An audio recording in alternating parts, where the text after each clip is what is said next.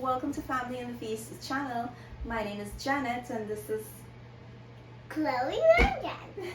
Chloe is our taste tester. Remember all the ingredients and measurements that will be listed down below in the description box. Don't forget to like, comment, and subscribe. Let's get started, guys. So in today's video, we will be making Sada Roti. And here are the ingredients you will need for your Sada Roti. I'm using all-purpose flour, baking powder, salt, and warm water. So the first thing we're going to do is get started on kneading our dough. So I'm going to add in my baking powder, my salt, and I'm going to go in with my hands and mix to ensure all the ingredients are combined. Now that my ingredients are combined, I'm going to go in with my water and add a little bit at a time to form a nice dough.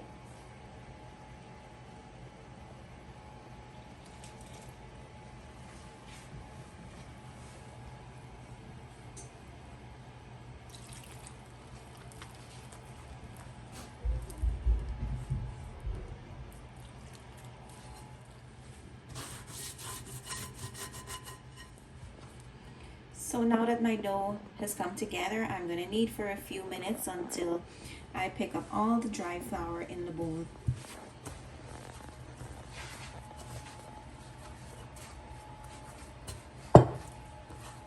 If your dough gets sticky, you can just sprinkle a little bit of dry flour to help you kneading it.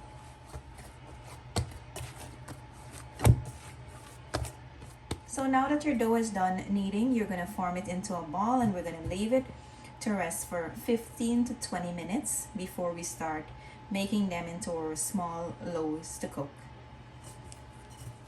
So guys, my roti was sitting for 20 minutes and it's time to roll these out now and cook them.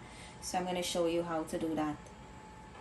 I'm going to roll this and just knead it for a few minutes here.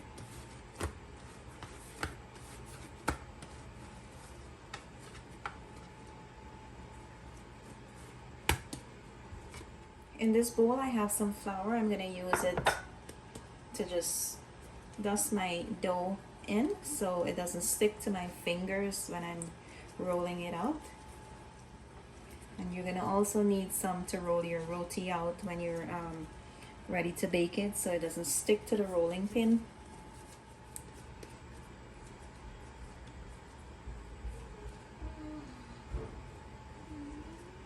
This is about the size I'm going to make my roti. If you can make them a little bit bigger or a little bit smaller, doesn't matter.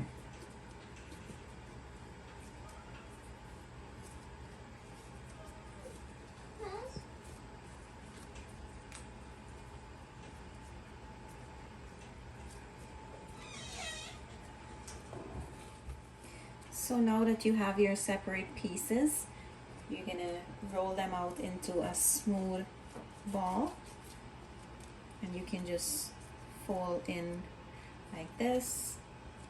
Try to tuck all the ends into the middle and then you just roll it like that. And here you go. I'm gonna put these on the side and I'm gonna work on the others. So here's a look at my dough. I'm going to get ready to roll these out now. My stove is on medium low heat. And I'm going to start rolling these out now to bake them. Okay guys, let's get rolling. I think this is good. It's too thick. You need to roll it out a little bit more. Force it and then pat. So guys, Chloe is responsible for cooking her own roti today. Yes, you can put a little bit. Good job. Roll it out. Hey guys, I put some dry flour because it doesn't stick to the rolling pin.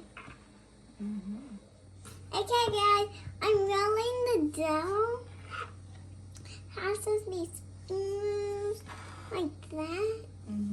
Then roll it like this. And then, hi, I'm Sandra.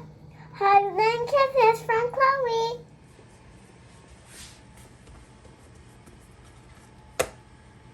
So you're gonna add a little bit of flour to your dough, and you're gonna just flatten it out a bit.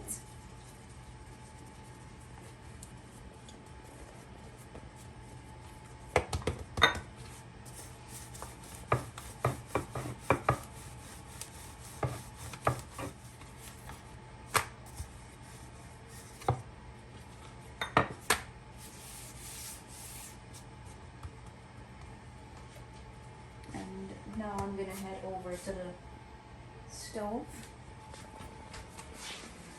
You're gonna dust any excess flour that's on your dough, and you're gonna place it on your tower. We're gonna leave this on this side until we start seeing some fine bubbles rising on the top before we turn it over to the other side. So now that I'm starting to see my fine bubbles, I'm gonna turn this over, and we're gonna allow it to cook on that side for about the next minute or so. Now to check the roti to make sure that it's cooked, you're gonna just press on the side, and if you still feel that it's soft, that means it's not cooked all the way through, so you have to allow it to bake some more on the tower. But in the meantime, you can turn it around on both sides, flip it around on both sides so that it cooks evenly.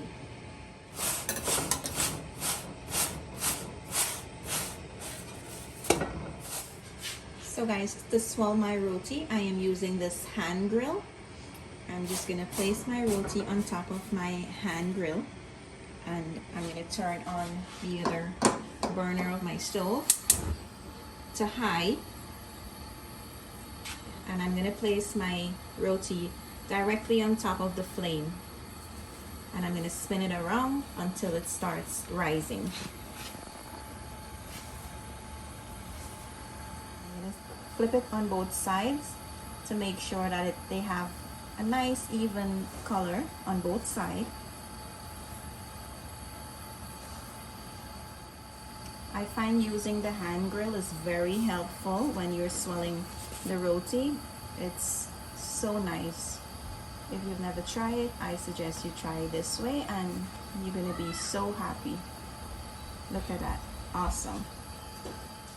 And depend on the color that you like your roti to be. If you like it to be darker than this, you can leave it a little bit longer over the flame, but I don't like mine to be too dark, so I'll take it off now. I'm going to place this on my cooling rack and allow it to sit there until it cool down before I put it in my towel. I'm going to put this on my cooling rack as well, and I'm going to get started on the others, and I'll show you the end results. So guys, here's the end results of my roti. I'm going to just break into one so that you see how nice and soft they are.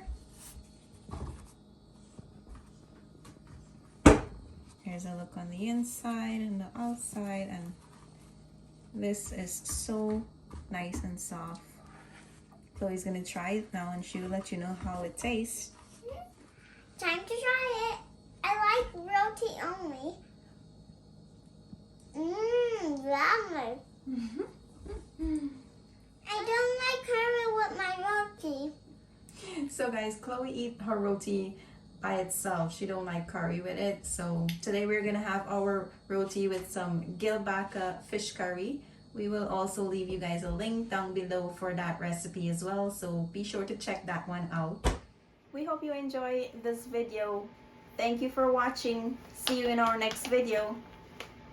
Bye. See you in our next video. Bye.